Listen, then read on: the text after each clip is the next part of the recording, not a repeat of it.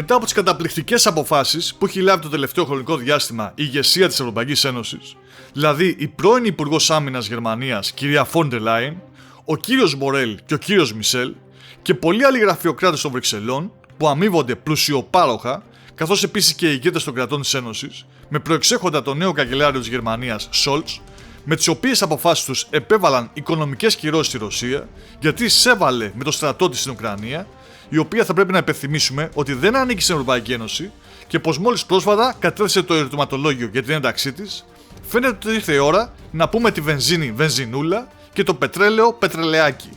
Αφού όπως παρατηρήθηκε, ξεκίνησε από σήμερα να διοχετεύεται στα μεγάλα μέσα ενημέρωσης, ώστε να αρχίσουν να το αποδέχονται και οι πολίτες, ότι θα υπάρξει κάποιο είδος σχεδίου της Ευρωπαϊκής Ένωσης για την ενεργειακή κρίση που θα έχουμε, την οποία δεν θα είχαμε, καθότι οι ηγέτες της Ευρωπαϊκής Ένωσης τα είχαν όλα υπό έλεγχο και οι κυρώσεις θα έπλυναν τη Ρωσία.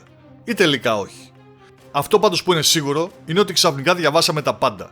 Και αυτό που ξεχωρίσαμε ήταν ένα δημοσίευμα της ιστοσελίδας newsauto.gr, στο οποίο αναφέρεται ότι ο Γερμανός Υπουργός Οικονομικών, ο Ρόμπερτ Χάμπεκ, που να θυμίσουμε ότι προέρχεται από το κόμμα των Πρασίνων που έχουν τη σκληρότερη στάση εναντίον της Ρωσίας, είπε ότι θα υπάρξουν ελλείψεις στη βενζίνη και στο ντίζελ, καθώς επίσης και νέες αυξήσεις στις τιμές λόγω του εμπάργκου που θα εφαρμοστεί στο ρωσικό πετρέλαιο.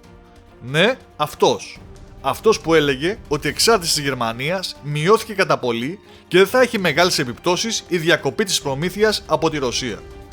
Τώρα προειδοποιεί για έλλειψη και αυξήσεις, και μάλιστα για άνοδο του πληθωρισμού, δηλαδή αυξήσεις των τιμών των προϊόντων και των υπηρεσιών. Όπως φαίνεται λοιπόν, ίσως πολύ σύντομα, βενζίνη στη Γερμανία καπούτ.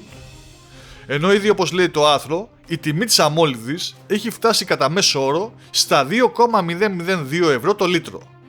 Και αν ήδη έχει αρχίσει να σας σηκώνεται πίεση, πού να ακούσετε το σχέδιο της Ευρωπαϊκής Ένωσης και τι γράφουν σήμερα τα μεγάλα μέσα ενημέρωσης στην Ελλάδα.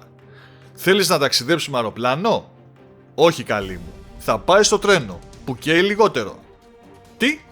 Θέλεις να πας σε νησί που δεν πάει το τρένο και αναγκαστικά πρέπει να πας με αεροπλάνο ή πλοίο? Τι το θες και εσύ το νησί τώρα? Πήγαινε την άλλη δεκαετία.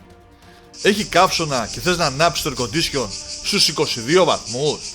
Απαπαπαπαπα, μη και τολμήσεις. Η θεία Φόντερ Λάιεν θα έρθει και θα σε μαλώσει, παλιόπαιδο, που θες και air condition με καύσωνα. Εμείς το 1987 που πέφταμε σαν τις μύγες και είχαμε μόνο ανεμιστήρες, χαζοί ήμασταν. Θέλεις να πας βόλτα την οικογένειά σου με το τροχόσπιτο, το βαν, το οικογενειακό αμάξι, το Σαββατοκύριακο στην εξοχή? Όχι αγαπητέ, θέλεις πολύ βενζίνη.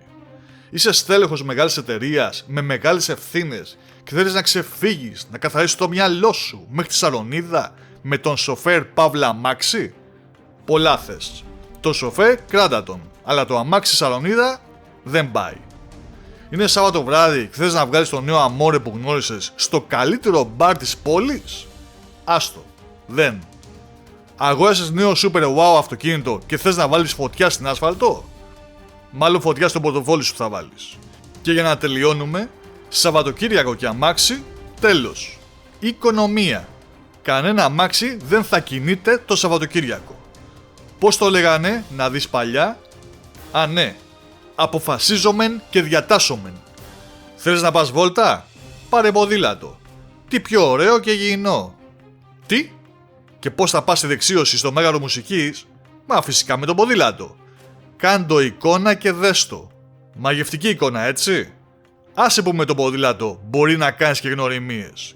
Μπορεί να γνωρίσεις τον έρωτα της ζωής σου. Τι, το γελάς? Και πού είσαι? Και στο μετρό ηλεκτρικό ποτέ δεν ξέρεις πόσο τυχερός θα είσαι. Άσε λοιπόν το αμάξι σπίτι, πάρε τις δημόσιες συγκοινωνίες. Και αν υπάρχει πανδημία, δεν πειράζει. Αρκεί να κάνουμε όλοι μαζί οικονομία. Για σένα βρε χαζούλη, για όλους μας. Για την ηγεσία της Ευρώπης που μας ζητάει θυσίες. Για τις ολόσωστες αποφάσεις που παίρνει και που θα τις πληρώσεις εσύ και εγώ. Γιατί αυτοί σίγουρα έχουν κάνει τα κουμάντα τους πίσω από τις κλειστές πόρτες. Και αν αυτό που ζούμε τώρα θεωρείται δημοκρατία και ύπαρξη δικαιοσύνης, σίγουρα τα κόκαλα των αρχαίων Ελλήνων τρίζουν και η οργή ήδη ξεχυλίζει.